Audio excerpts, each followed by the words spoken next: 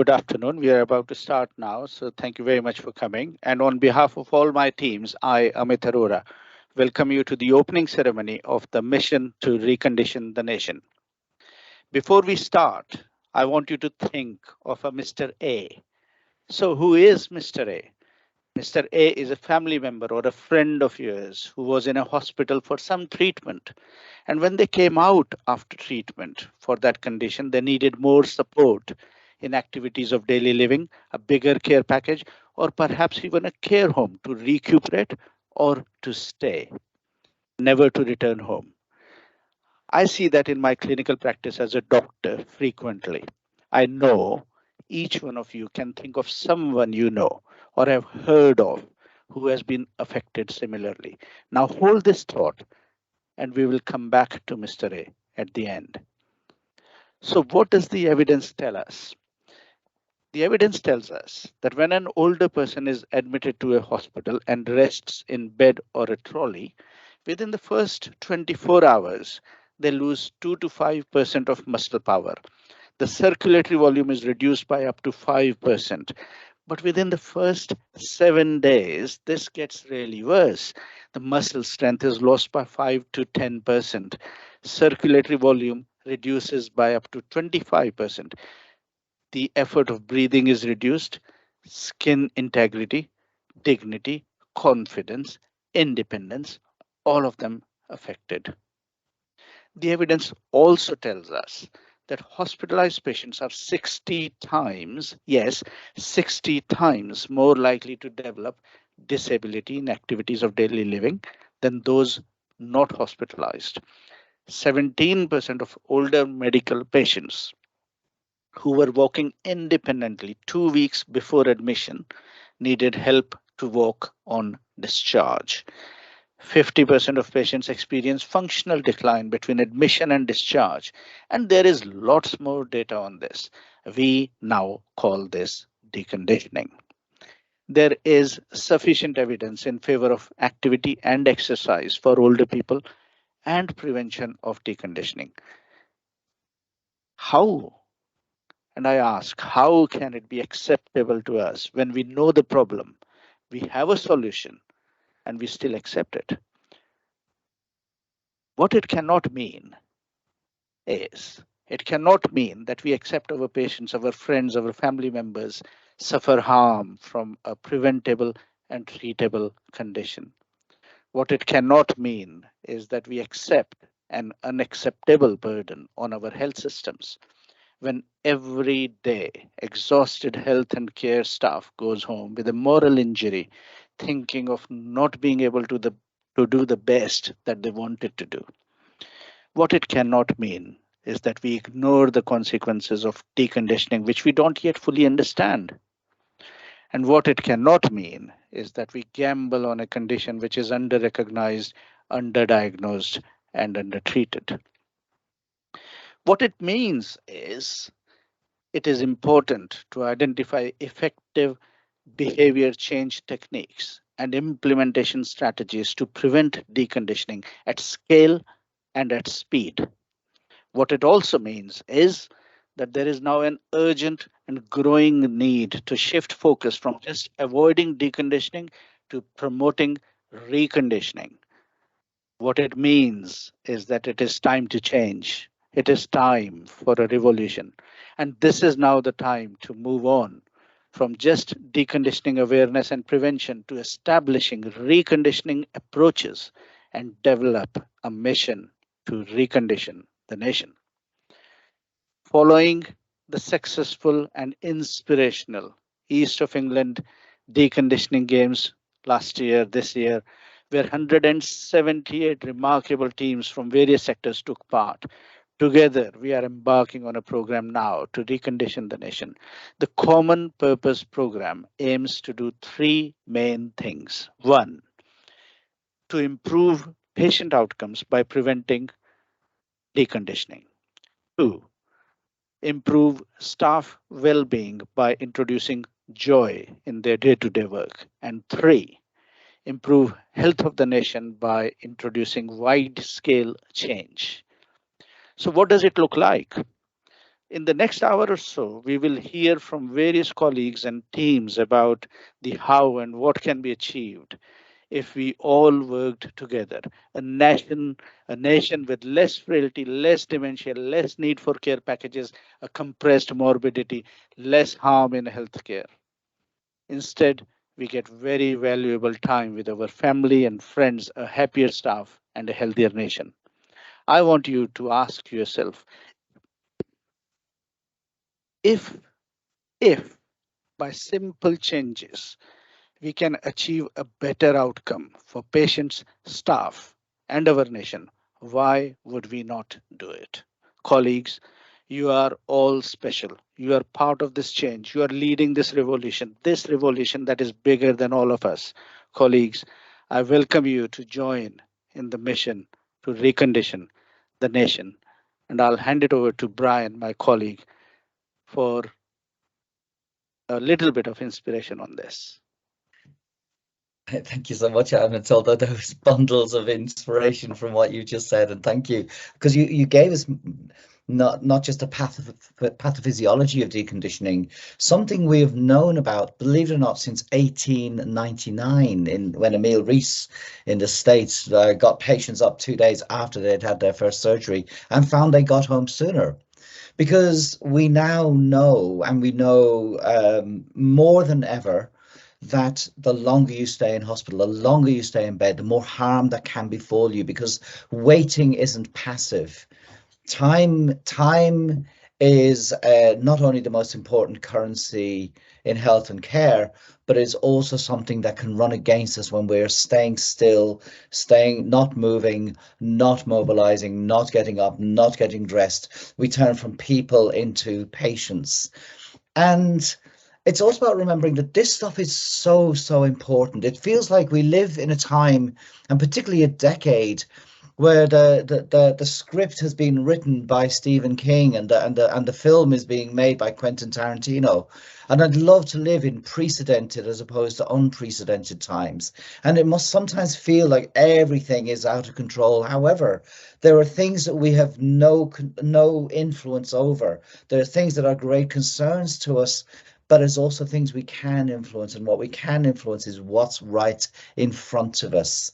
And the Recondition the Nation, built on the brilliant, amazing work from the likes of Geraldine and Debbie and Rita, shouting out Emma and Josh and so many others, and of now the fabulous ESA's team of Amit and Helen and Nick and Lucy, and it's a team of thousands.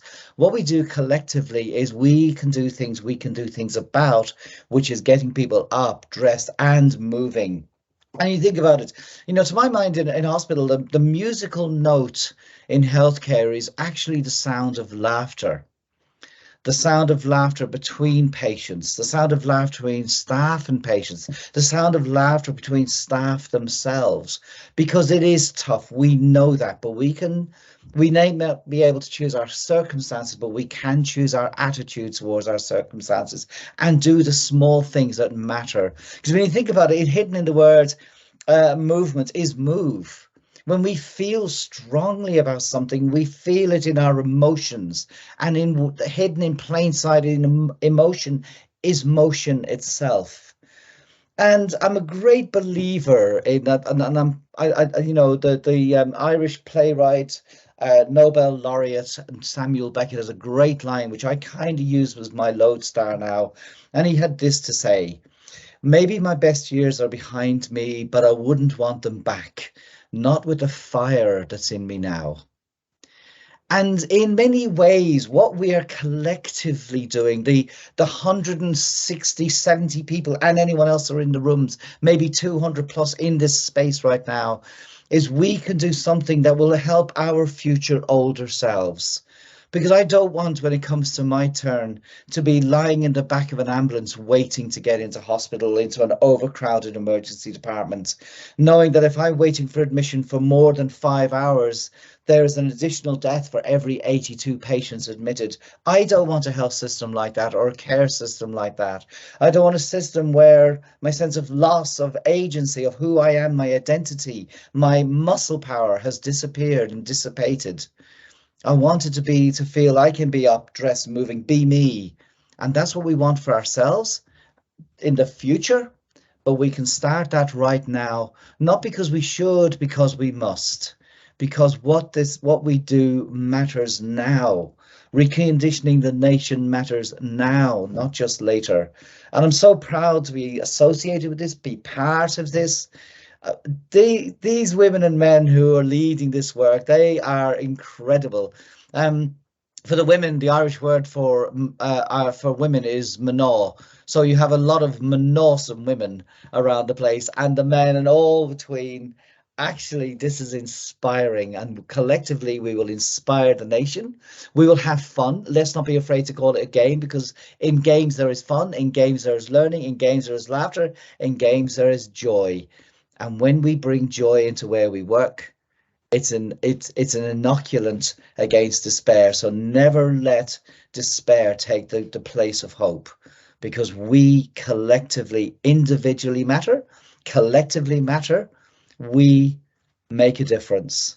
So when we're those people, we will know the people yesterday helped us in our future. And that's what we need, why we need to do this. We're going to show you a short video now, and I'll pass the baton back as we recondition the nation.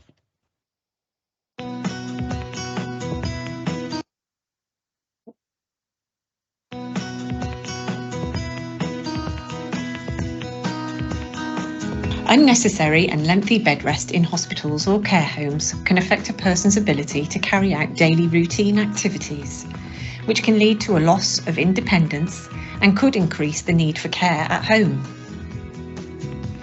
It's so important to keep active at home and complete daily tasks such as brushing your teeth, walking, or feeding yourself, as staying independent can improve your overall health and well-being and help you to recover quickly when poorly.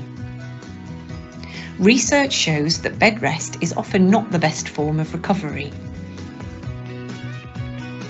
It is surprising how quickly the loss of function and confidence in usual activities can set in. So, what is deconditioning?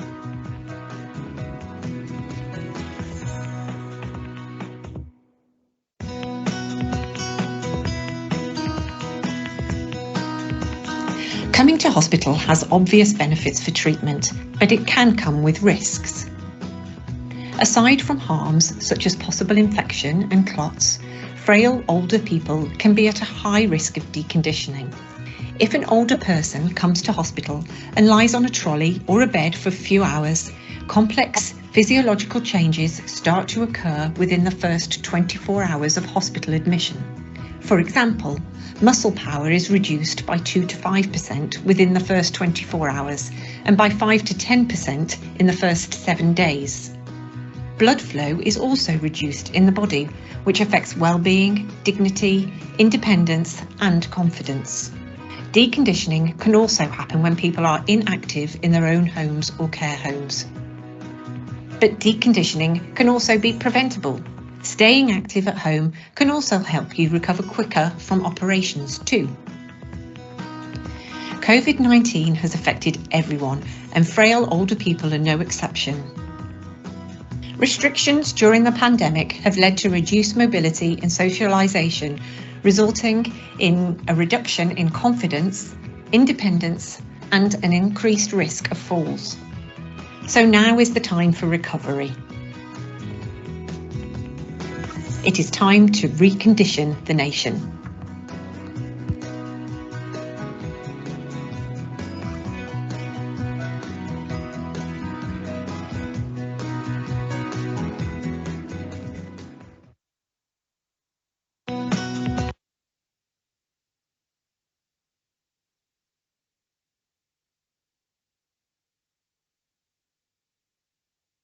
May I ask my lovely colleagues Geraldine and Debbie Whittaker, who led the East of England Games, to showcase what they did, how they did, and why they did. Amazing successes. Thank you so much, Amit. And it's a real privilege to be able to share with you what 178 teams across health and care settings within the East of England achieved during the winter of last year. We're first off going to start off with showing you a video which just summarises the journey for us all.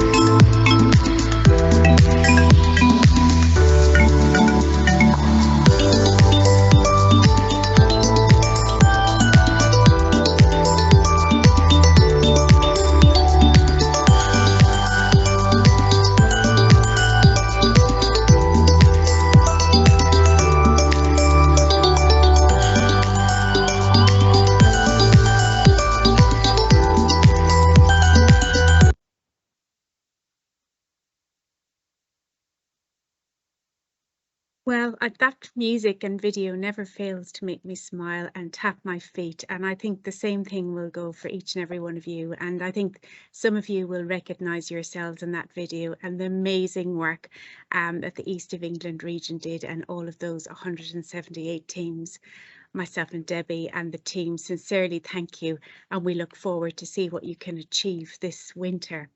So the purpose of our mission to recondition the nation is to raise awareness about deconditioning in health and care settings. This is about creating a movement for change, and we can do this together. It's about sharing best practice, make it simple, get involved and create and be impact. I think just see what is your art of your possible. That's what we started to think about last winter, going, what can we do this winter that's different above all, that we can explore and raise awareness about deconditioning. Maintain the focus.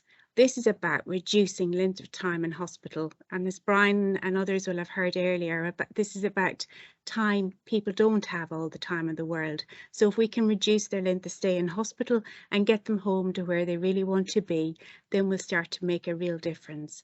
It's also about alternative and development of different pathways, keeping patients and residents and people in the heart of what you're doing. Because you know what? This could be you or I. It's an opportunity to link with the winter planning improvements. Some of you will have seen the letters that went out the last couple of weeks saying what we need to do this winter. And if we get involved in the deconditioning plans and what we can do to prevent it and raise awareness, we will really make an imprint on those winter plans this winter. It's also about reducing moral injury to staff whilst doing the right things for patients and finding joy at work. Because we all want to be able to go home at the end of the day saying we have done the best in our role and what we've done for patients as well. And you get to achieve by doing this, by achieving these things. And we have heard that in earnest when we did the East of England Games last year. Next slide, please. So the starting point of this was very much about being giving creative license. It isn't about being prescriptive. Are you able to move the slides on, please, Lucy? Sorry, it's stuck. Fine. Bear with me. I'll keep talking. So basically, this is an invitation to get involved. We invited teams across the East of England, and 178 took up that challenge. It gave them creative license to really focus on what matters most to them. So this was about thinking about individual care settings and engaging the whole multidisciplinary team and coming up with ideas, simple ideas, small scale changes that actually have a really big impact on the way we care and deliver care and prevent deconditioning for our patients, for our residents and our service users. So a list here is of some of the initiatives. We could probably talk for a whole week on all of the initiatives that people took part in. My favourite on here is Winter Wimbledon. A stroke unit bought some fly spots and some balloons, and they had great fun in the afternoons as part of their rehab sessions. They've also had a summer Wimbledon, which involves strawberries and cream. Next slide, please. This just gives you a real snapshot of some of the projects that people got involved in. We had care homes across Essex who used pedometers to clock up their virtual steps, and they walked the Essex coastline. One team their ambition was to walk the distance from their care home to Southend. They achieved it. They went on a bus tour for the day. They had afternoon tea, and they got to see just how many miles they'd travelled. Next slide, please. We've also included a medal category that really builds on the work of NPJ paralysis, and it asks teams to measure how many people got up and dressed in time for lunch and how many people had an activity goal set. And people really personalise this to their individual care settings. Another stroke unit introduced us a Tom Moore 10-metre walkway and had a whiteboard put up at the end of their walkway so that everybody could write their name down every time they completed it. Next slide, please. Mr. Motivator supported our launch event last winter, and in his words, he said, if we have to look after ourselves so that we can look after each other. And we have really focused on staff wellbeing as part of this initiative as well. This gives real creative license. This is where a lot of that really healthy competition comes in, as many of you will have seen if you are following us on Twitter.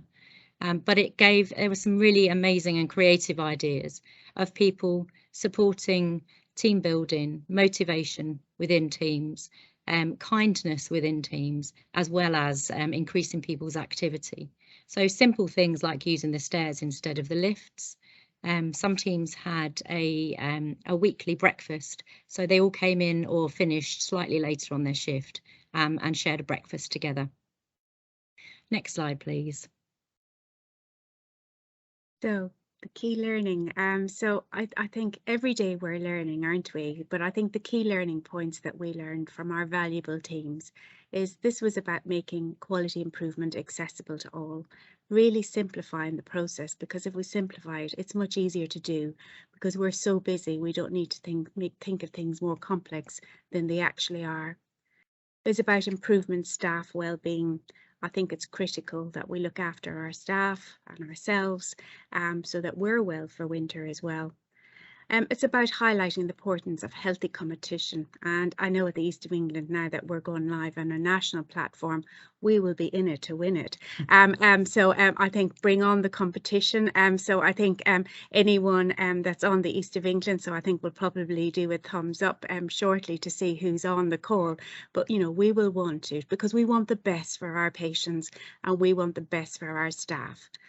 This is about highlighting the importance of you, your leadership, how you lead, what your values are, how you value yourself, how do you value patients' time, and working together with a multidisciplinary approach to see what is the art of the possible for your patients. This is also about recognising and reward. It's really key because we all like to know we've done a good job and also like to be recognised that we've done that as well. So that's why in terms of the medals and the platform that we'll create for you and a leaderboard to see actually how you're doing and how your competitiveness is, but also in terms of what you have gained and done for your patients and residents this winter. The approach is about to get everyone involved, merge your teams, make sure that your board knows what you're doing, that your management knows what you're doing, because it's important that you showcase the wonderful journey that you're about to enter. Share gaps and knowledge and identify. This is a learning platform. We're all in this together, so we need to share and learn as we go along. And then there's opportunities where technologies have become more evident, etc. And we explored that in the East of England last year.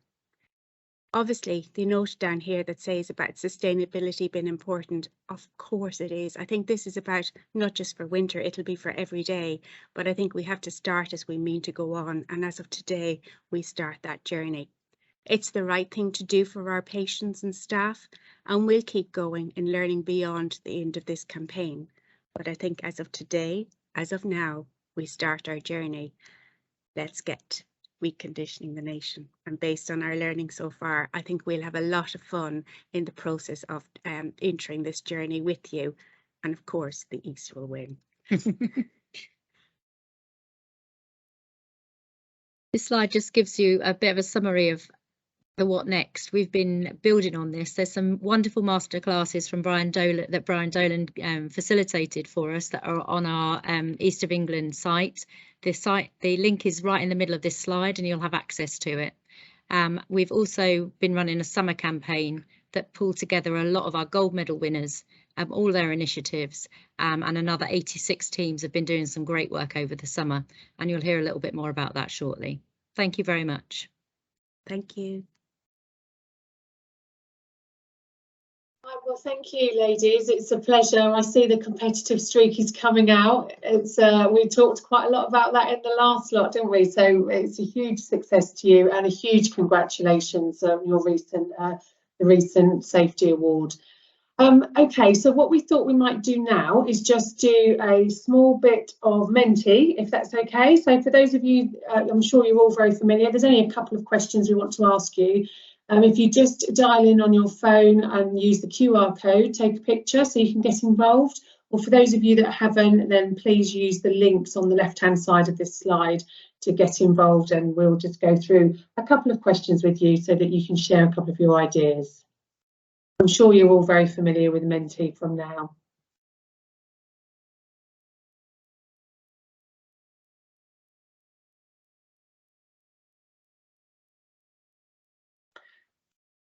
Thank you, Rita. Okay, lovely. So first question, lovely map there. It would be really nice for us to know where you're all coming from. It's the chat moved so quickly, it was difficult to keep track of everyone. So please let us know where you're from and which county you're in. And I can see the competitiveness will start when you see these bars moving as much as they do. It's funny how we get, isn't it? It's great to see so many of you joining us today. It really, really is. Just shows and just really highlights the passion that you all have in joining us with this mission. And really, really lovely to see all regions represented. So a big thank you to all of you. Josh, yeah, he's joining the your campaign, Geraldine and Debbie. Great representation across. I think it's really, really worthwhile and something that we're really, really pleased that everyone is wanting to get involved in this and join us. Okay, shall we move on to the next question, Rita? Thank you. So I think some of you have been answering this already then. What can we do in order to support you to start reconditioning the nation? What help do you think you might need? What's going to make it easier for you? We're really, really conscious that everyone's at a different starting point. So just really share with us what you think is going to be helpful, and we can take this away as the team to look at what's helpful for you. So definitely with regards to resources, East of England are really generous with regards to helping and offering to share the resources that they've used and some of the setups. So definitely be able to do that. They're really helpful. Thank you for your views. Oh, that's nice. So Brian, you're mentioned here, one of the masterclasses. So really nice. Obviously, you've done quite a lot of work everywhere, really, haven't you? But it's nice that it's recognised as something that's really helpful. It's really good. It's always lovely listening to you.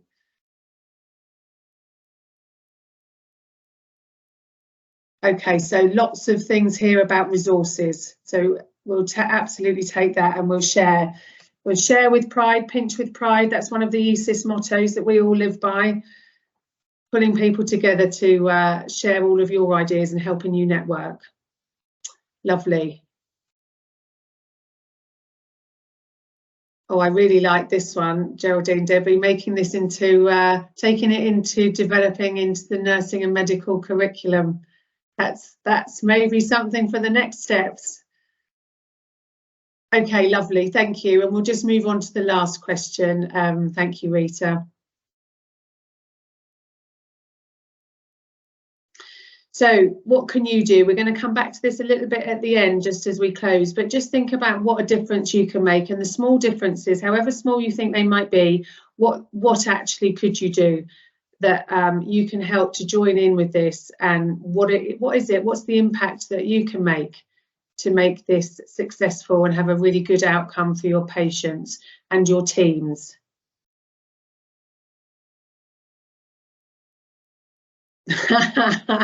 Win. Brilliant. I won't ask who wrote that. Fabulous. Debbie, you were not allowed to put anything on.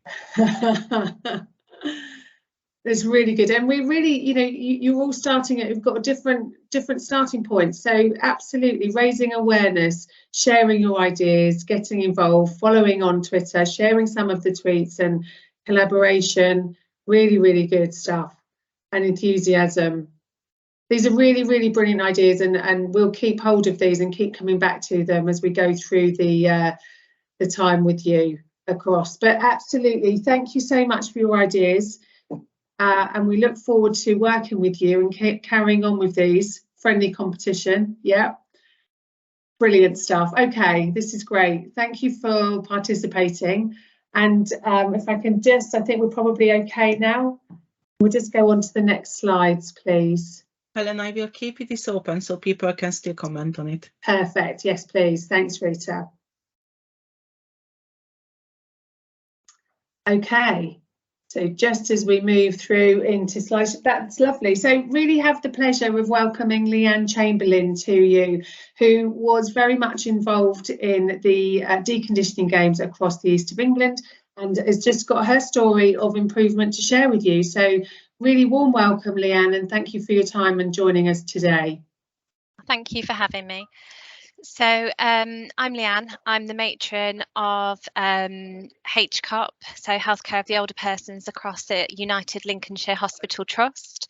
I look after 5 elderly care wards, and across our wards, we've had problems with length of stay of some of our patients, pressure ulcers and falls.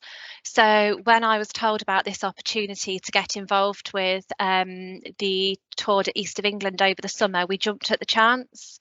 We signed up initially to try and combat some of those things that I've just mentioned. You know, we generated a bit of an internal competition between our 5 wards as well, because I think competition is really healthy. We got lots of different people involved rather than it just being the nursing team. We got our physiotherapists on board, we got our occupational therapists on board, our porters, our medical staff, the team closest to the patient. And we found that it really promoted MDT working as well. We ordered some cycles for our patients and staff, and you can see our clinical educator modelling one there. Our physios and OTs were absolutely instrumental in this. They got outside agencies involved. So we had Age UK come and do some dance classes with some of our patients. And you can see one of our healthcare support workers photographed there who also did some chair and bed aerobics, because we wanted to make sure that we captured not just those that are able-bodied, but those that, you know, were bed-bound or, you know, were being in the chair. So everybody got that opportunity to be deconditioned. We got our relatives involved, walking with our patients, encouraging them to cycle, taking it in turns. And we got one of our wards did an Olympic style track around the ward with markers so that we could keep track of our patient miles, again, just to get everybody really involved. So we took part for 3 months over the summer. We clocked up 5,590 miles between the wards, and we found that it really boosted team morale. We got some real engagement from all of our teams. It gave us just that platform really to start having those conversations around, you know, why do patients fall? You know, why are they coming in and having an increased length of stay? Why are they going out with more needs than they came in with? We're supposed to help them improve, not decondition them. You know, the teams got really, really involved, you know, and it was a real educational journey for us as well. You know, we've managed to change some of the perceptions that if patients are in bed, they don't fall. Well, actually, now our patients are out of bed, and 2 of the 5 wards have declared 0 falls for some of the months. So a huge, huge achievement. We've had a reduction in our pressure ulcers. And it's just been such an amazing journey that we've all been on, that we will continue, and we've already signed up for the next bit. So that's our story from United Lincolnshire. Thank you.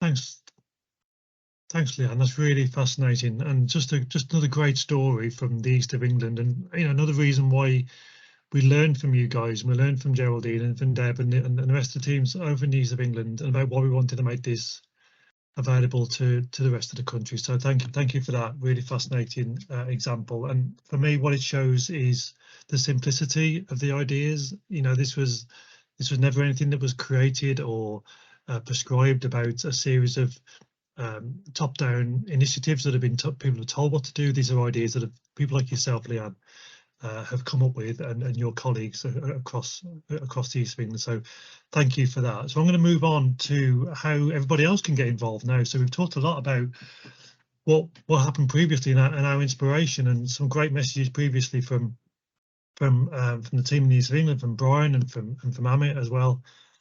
I think it's really important about how now we start to share some of these messages about how we get involved. So I want to talk to you a little bit in the next 5 to 10 minutes about registration, how we get involved, some of the medals, which are really important. Obviously, we've already heard about how competitive some people are on the call, some of the resources that are going to be available to you. I just saw that in the Menti poll there about really keen for you guys to get hold of some resources, and around some of the principles about social movement and why this is important to develop a social movement. And as Brian touched on before, some of the fun element of that as well. So just moving on to the next slide, please. So registration is is up and running in a number of areas, but we are encouraging all regions to set up a registration process. The registration process is being run by the NHS England regional teams, but I know that East of England have already got that set up, and I see some colleagues from the Midlands. I see Fiona's on the call today as well, so the Midlands have that set up as well. And we are encouraging the other regions across England to set up their own registration process, so you can get started out. But that shouldn't stop you getting started with your work already. Don't wait for that registration process to get set up. That's just a way of us collecting some numbers from across the country to allow us to understand what activities happening. But that shouldn't be a constraint. You should, if you want to start today, you start today and get started.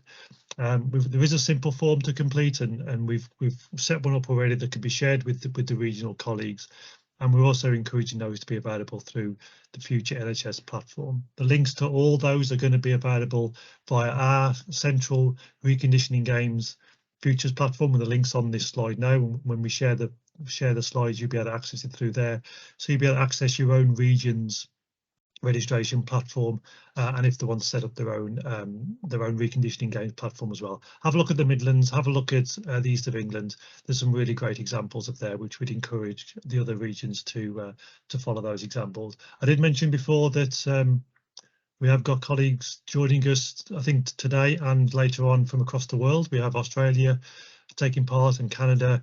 We've got some interest from France, and other 4 nations of the UK as well, and Ireland. So this is becoming very much a global piece of work, and we'll find mechanisms to encourage those people to register their interest, so we know where that work is taking place. So we can move forward on to probably what is the most important element for most people, and that is the medals category. So when we started talking about medals, those leaderboards and that competitive element, this is the fun element. This is where you get a little bit of reward for those innovative pieces of work. So you are able to submit your ideas and your work to receive medals. So moving on to the next stage, the next slide. There are a number of categories that we've put these into. So the 3 categories being making a difference, supporting people to keep moving, and supporting staff to keep active and well. And you can apply for a bronze, silver and gold award for each one of those, and that will be released over the next few weeks. We thought we'll let you get started first, and then you can start to collate some of your ideas, and then we'll release the platform where you can start to apply for some of those medals in the next couple of weeks. That will be again via our Future NHS platform. So you see here, the bronze medal category is for where you've just really got started, where you're just testing and starting to develop some of those improvement ideas. The silver medal is where you're starting to get a little bit more evidence behind that.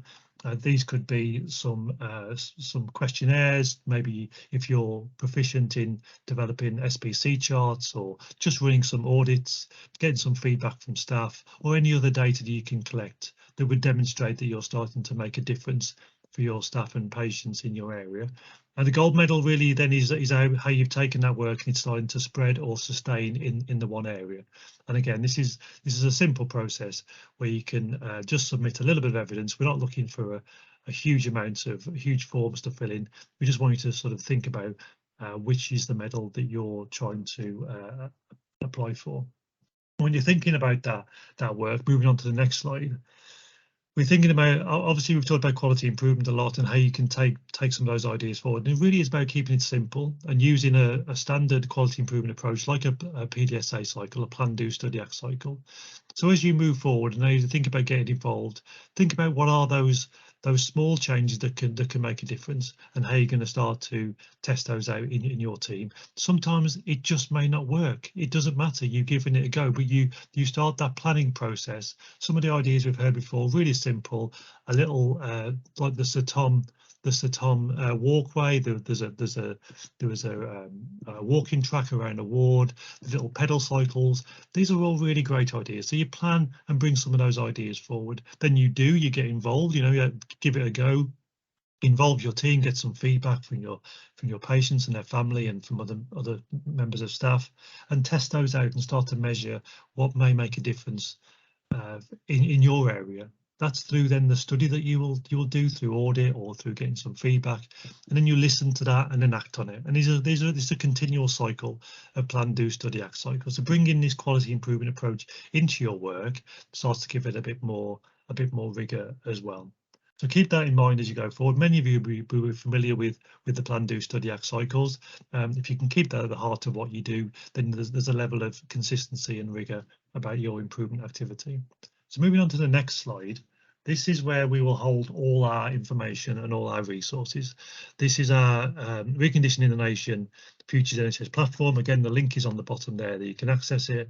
What I've put on there so far is most of the resources that we've made available through a overview slide set, a letter, a little booklet that has been produced. There's some pledge cards that we've written, and some of you already downloaded those, and I'm starting to see some of those pictures on Twitter. Really great to get those out there as well. That encourages a level of support and encouragement from other people. But all our information will be through this platform. All our resources will be through this platform, and you can contact us through this platform as well on a centralized email address as well. And as I said before, there's some links to the other regions' futures platforms as well. Moving on to the next slide, always very popular is Twitter accounts. These numbers are increasing. Well, today it's increased by a couple of hundred, I think, already. Linked to our ESIS network account as well. So if you are on Twitter, come and join us at Recon Games UK. We'll be sharing a lot of resources and resharing lots of your photos and your work. Developing things through Twitter is a really helpful way of sharing what you do, and it is encouraging other people as well. It really gives inspiration. I know when I first started using Twitter, probably about 50 years ago now, it felt like that was a great place to go to for inspiration and networks and connect with people and just feeling inspired by other people's work. So, and that's been a really great help for me over the years. So I encourage you all to find ways to share your work. Yes, it's a competition, and yes, I'm sure you'll be telling people how well you're doing in your individual regions, but that just gives encouragement to other people as well. So please do use Twitter as a mechanism to do that. So post your photos. I'll be keeping an eye on it. I'll reshare and retweet anything that you put out there, and I'd love to be able to see those photos. Keep an eye on that Twitter account, because we'll be putting lots of information out on there as well. Next slide is, for me, probably the most one of the most important elements of how we start to share this work, and this is shamelessly pinched from Brian Dowling, and I attended one of his talks in the summer, and this is a photograph of a slide he shared, and he talks about how we develop social movement, and I think Brian captured it really well. And if we think back to a lot of our inspiration here is not just from the east of England, but from the MPJ paralysis work as well. MPJ paralysis had no money attached to it. It didn't have a project plan. There was no action plan. It was just people doing the right thing, wanting to be energized by something, and that's what we're hoping to replicate here as well. So what we talk about when we talk about this developing a social movement using the ACE mnemonic, it talks about being actionable. So do I understand it? Is it clear? Do I know what I can do to support this? How do I translate what I already know? Is it connected? Is it connected to what I already do? Is it connected to a higher purpose in sense of my own values or my organizational values? And how do I share that with other people? How is it connected to your own organizational goals as well? So to link it to something meaningful, but also to we wanted to make this a national piece of work to provide that connection to this social movement. And is it extensible? Really weird word. I'm not sure where that comes from, but I'm sure Brian's got a definition of some sort. Is it extensible? Can it be expanded and further developed? Do you understand where we're trying to go with this? And then you can take it to the next level. Can you help this grow? So there is no reason why you take what you've learned today and turn it into something completely different. Going back to PJ paralysis, nobody told anybody to come into work in pajamas. And all of a sudden, lots of people were coming into work in pajamas. So how do we do something different with this work? This is not about anybody telling you what you have to do. It's making it extensible in your own way and helping you. How can you help this social movement grow? So these things all lead to an evolving piece of work that over the winter leading up to April and possibly beyond, because we don't know, this could carry on for quite some time. How can we grow these ideas and share those ideas that enable people to really understand what we're trying to achieve here and feel connected to that work as well? Next slide, please.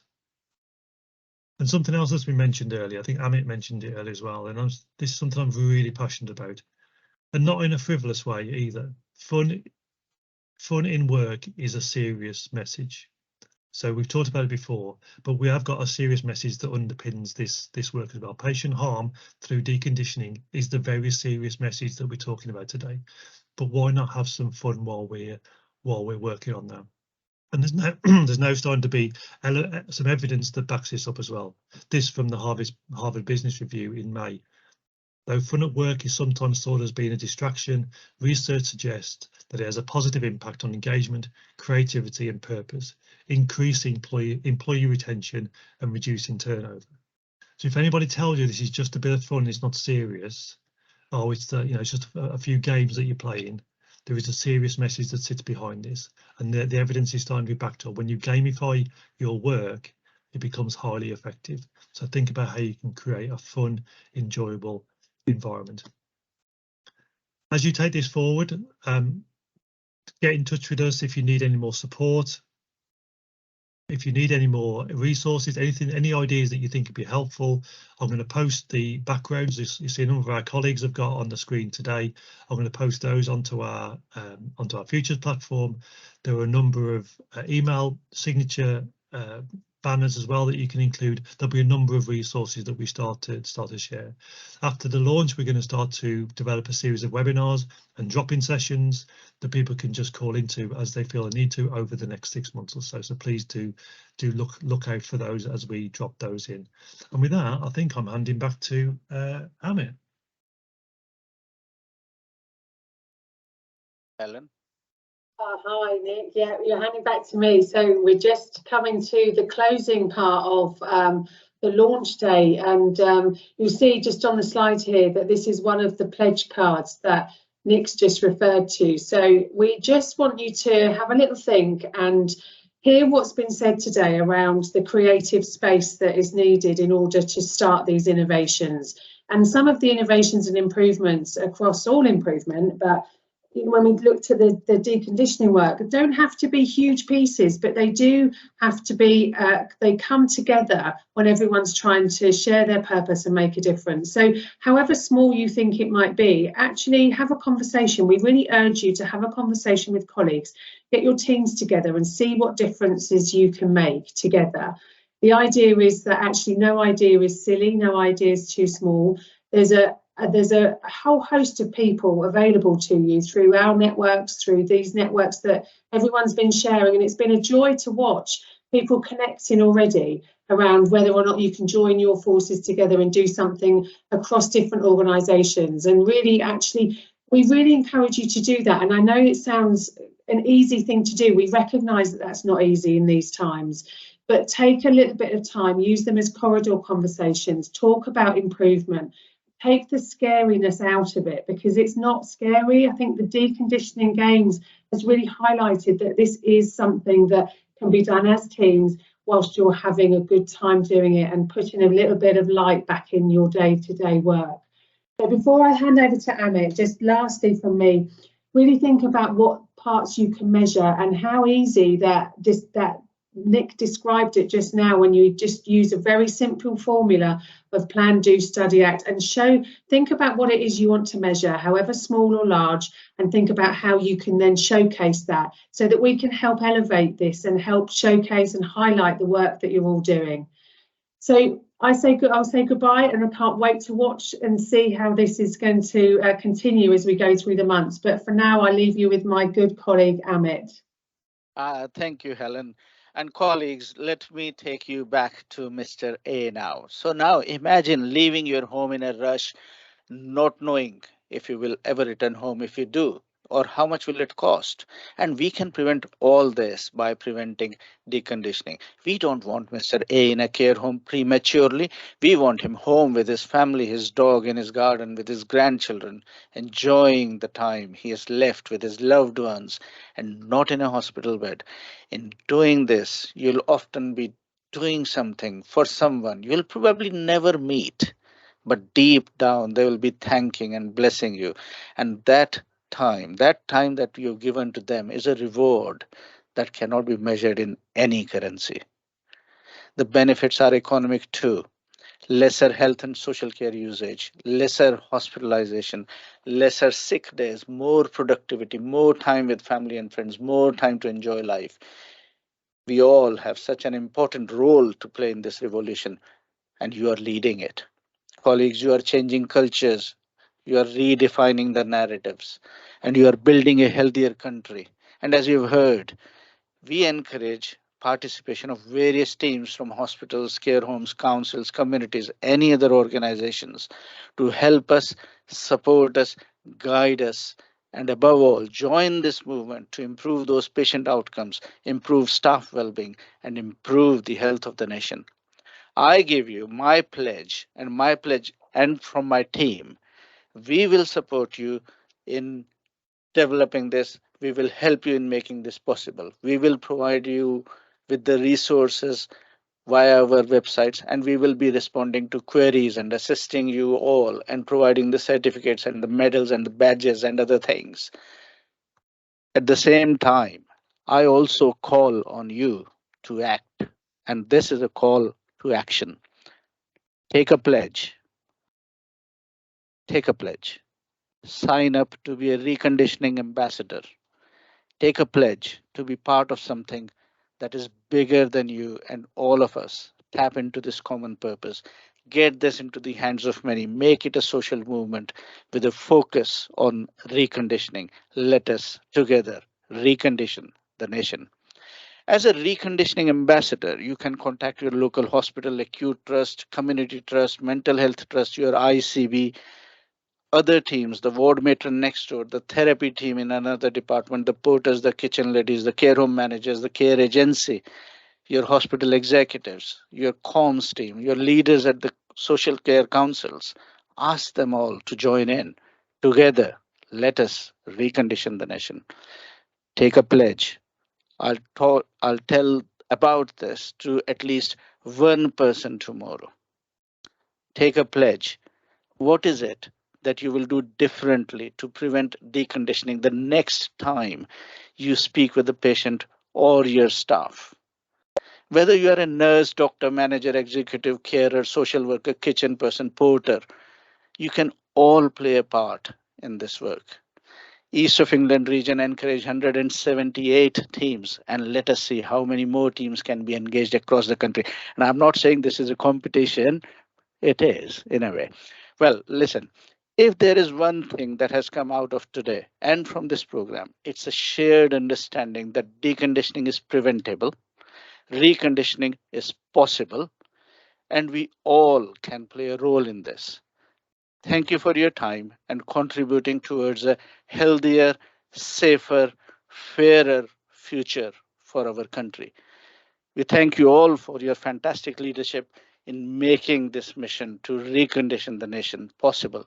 With this, we close today's event, but we will be in touch again soon. And on behalf of my team, thank you all for joining. Bye for now. But remember, this is just the beginning. We will meet again. Thank you, and I love you all. Bye for Amin. now. We have a couple of questions, which if we have some time to answer.